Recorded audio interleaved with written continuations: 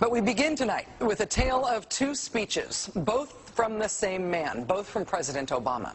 One speech that could have been billed as a ballad to the Constitution, a proclamation of American values, a repudiation of the lawless behavior of the last presidential administration, and another speech announcing a radical new claim of presidential power that is not afforded by the Constitution and that has never been attempted in American history, even by George W. Bush and Dick Cheney. Remarkably, President Obama today made both of those speeches simultaneously. Standing inside the National Archives in front of the actual original Constitution, President Obama delivered a blistering critique of the Bush administration, in which he called their actions and their legacy, literally, a mess.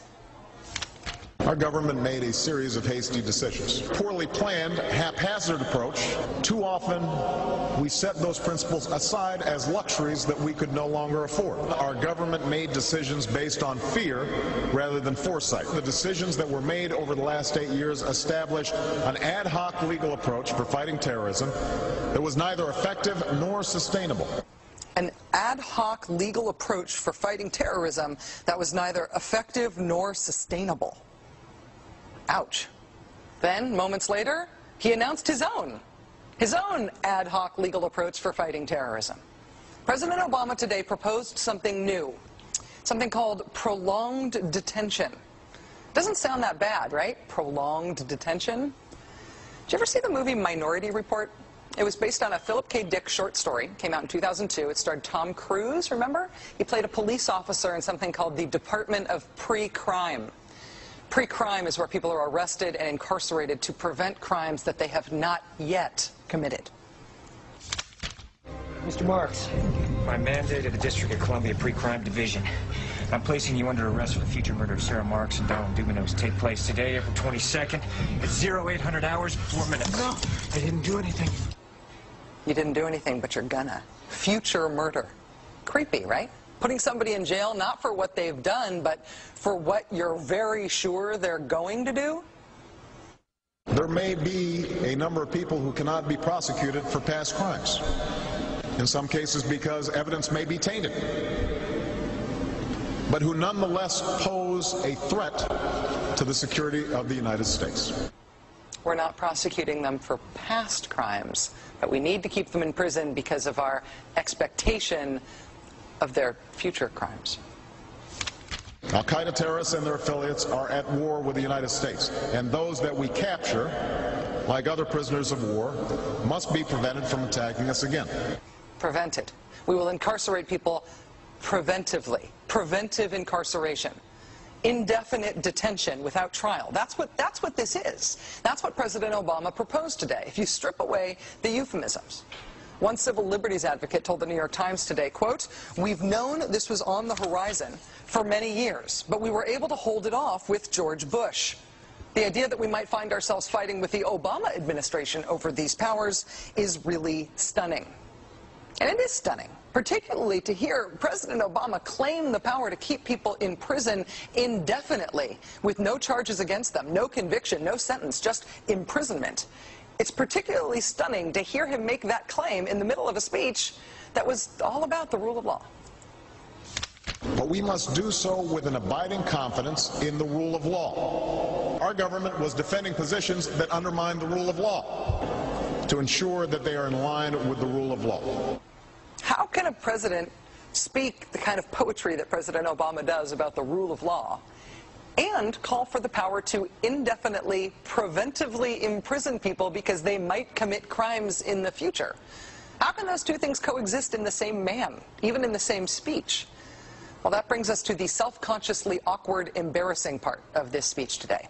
After condemning the Bush administration for what he called their ad hoc legal strategy, for trying to make things seem legal that patently weren't, this is what President Obama proposed.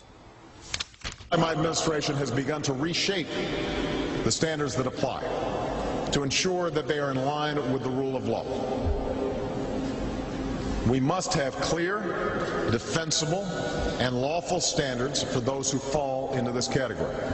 We must have a thorough process of periodic review so that any prolonged detention is carefully evaluated and justified. Our goal is to construct a legitimate legal framework for the remaining Guantanamo detainees that cannot be transferred. Our goal is not to avoid a legitimate legal framework.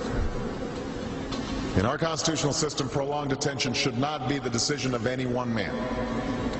If and when we determine that the United States must hold individuals to keep them from carrying out an act of war, we will do so within a system that involves judicial and congressional oversight.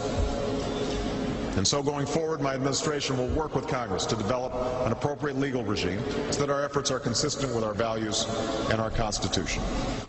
You'll construct a legal regime to make indefinite detention legal. You will, what does he say? Develop an appropriate legal regime.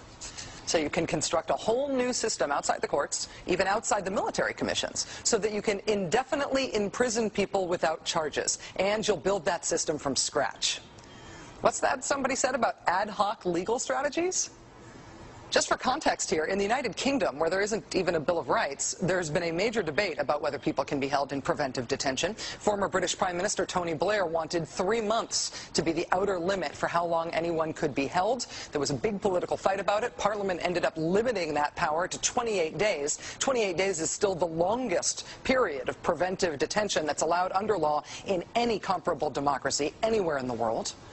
How long would President Obama's proposed preventive indefinite detention last?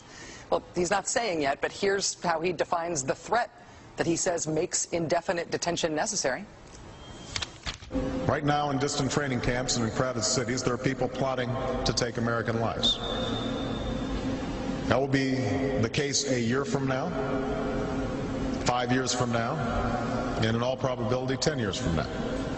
10 years from now.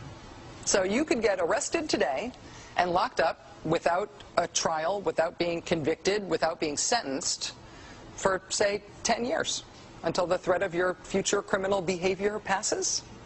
Prolonged detention, he's calling it. This was a beautiful speech from President Obama today with patriotic, moving, even poetic language about the rule of law and the Constitution, and one of the most radical proposals for defying the Constitution that we have ever heard made to the American people.